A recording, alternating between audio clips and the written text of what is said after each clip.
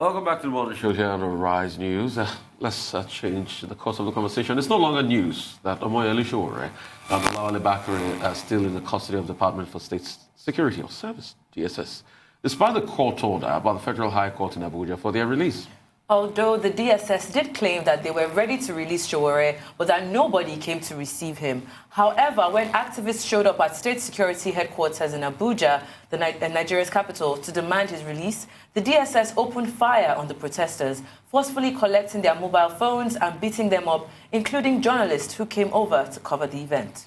And for an update on the release, shorty deadlock between the DSS and Sowore supporters, Tope Akinyode, a member of Sowore's legal counsel, joins us now. But before we begin the conversation, let us listen to the statement by the DSS spokesperson, Peter Afunaya, yesterday.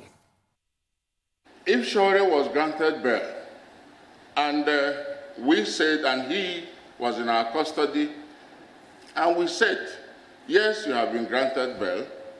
Now, do we bring Sowore at the gate and ask him to go?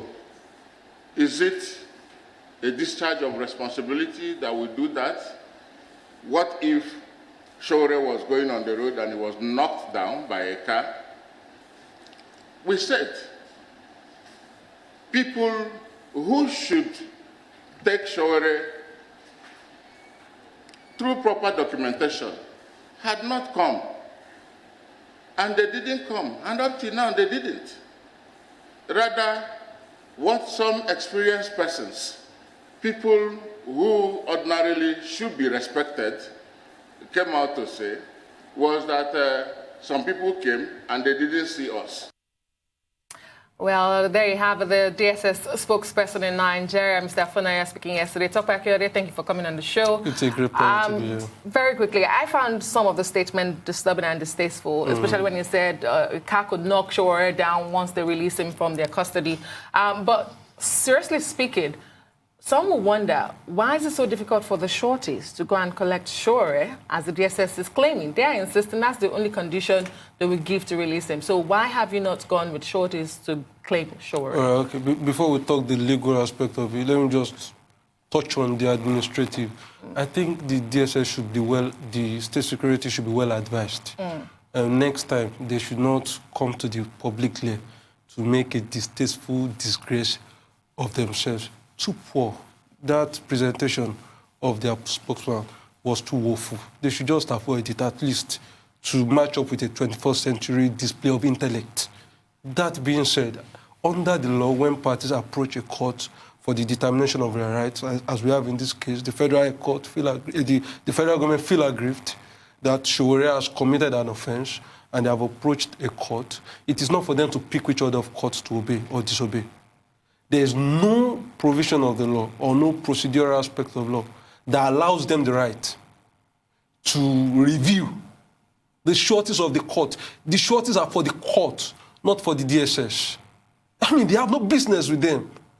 The only thing that we know is the position of the law is that when the court grants bail, no force within the Nigerian constitution should obstruct it. And so it's unfortunate what we have to do right now. The people, the DSS coming up to bring up frivolous allegations, unfounded statements, and embarrassing, display in the public. It should just be avoided. It's unfortunate. Another thing we heard is that Fimfalana has not come for him.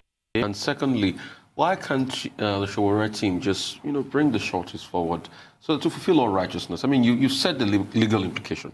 Why can't you just fulfill all righteousness? Let's see if the shorties come forward, if they're still going to release First, it's not true that Mr. Fimfalana hasn't been to the DSS office. I can tell you on good authority, was there yesterday.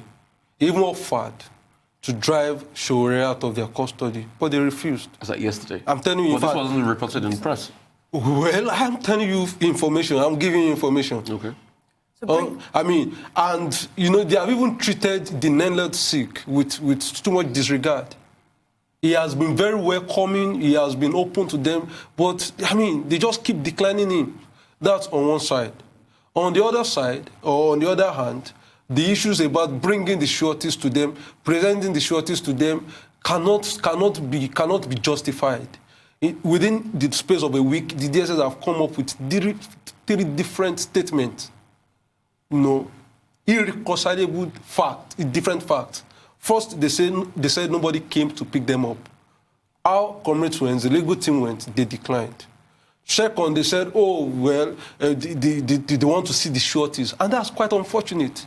No matter how we are desperate to get him out, we cannot cow to lawlessness. You missed one. The first one was that they closed early. Yeah, that they closed early. I mean that they closed early. Yeah. So bring us up to speed. Now, we are aware of this statement that has been released, that it's because the sureties have not come forward.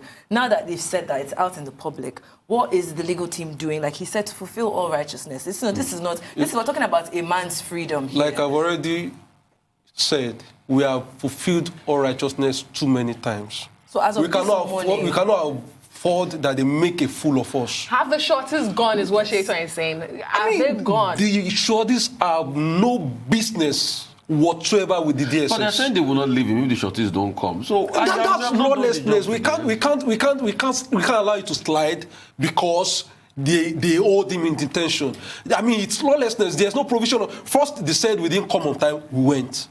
Second, they said, oh, we didn't have anybody to release him to. I mean, that's even unfortunate. Is he a kid? Okay, since you're saying it's lawlessness, we can't continue to allow them every time they bring up useless, funny excuses. We can't continue to oblige them. That is not going to happen. Okay, so since you're saying it's lawlessness, what do you plan on doing? Because they have said this is the only thing that you can do to get Sowore, and you're saying you're not going to do it.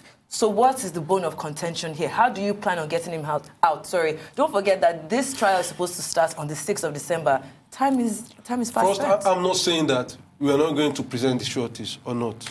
That's for the NNLC, Mr. Fem Falano, leading the team to take a position upon. Okay. So I'm not directly saying that. But I'm saying that we have fulfilled their many obligations and their many conditions several times without any result. So there is no hope that we fulfill these two, it will get a result. At least fulfill it first, no? No, I will still continue to say it. First, you have closed as at 3:30 p.m. Government parastatal. You have closed 3:30 p.m. What time do they normally close? I mean, when they arrested him, I know that they arrested him 1:30 a.m. So they were open 1:30 a.m. So they were functioning, they were working 1:30 a.m. But 4:30 p.m. they've closed. I mean, that's ridiculous. We can't allow it every time. Let's look at some of the other allegations Mr. Afunaya talked about. And then the last time Mr. Inehebe was here, Mr. Effiong, I know he's part of the legal team, he talked about going back to court to institute contempt proceedings. Have you done that? Secondly, Mr. Afunaya said that Mr. Sowore has been accorded the best courtesies in custody, including having a phone. He says that phone, Mr. Sowore has now in turn been using it to incite violence while in custody. How do you respond to this? It's an unfortunate statement.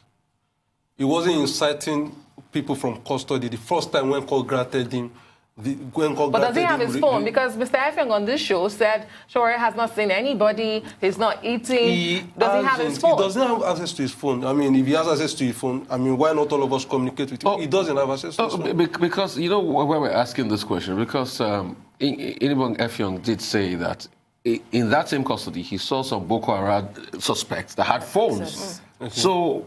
And now you're saying that Sowore doesn't have access to his phone. That means you're saying that what the DSS spokesman said is incorrect. And is the hunger strike still on? Is it in good state of mind? I mean, the statement of the DSS has always been incorrect. We can't rely on their statement. So is Sowore still denying food now? Because we don't have access to him, I can't affirm or contradict that How about your court? The last information we have in the media is yet to be contradicted. How about the court proceedings that Mr. Effiong talked about? Have you gone back to the court to say this is what the DSS is doing? You see, don't let us get it wrong. The legal team has been working, the legal team headed by Mr. Falana has been working frantically to get his release out. I mean, there's no legal magic you want the legal team to perform. Twice he has secured court orders and he hasn't been released. There's no Maradona anywhere. Because we're running out of time. We are just talking about the lawless country. We are running out of time very quickly. What are the next steps? We do hear you have something.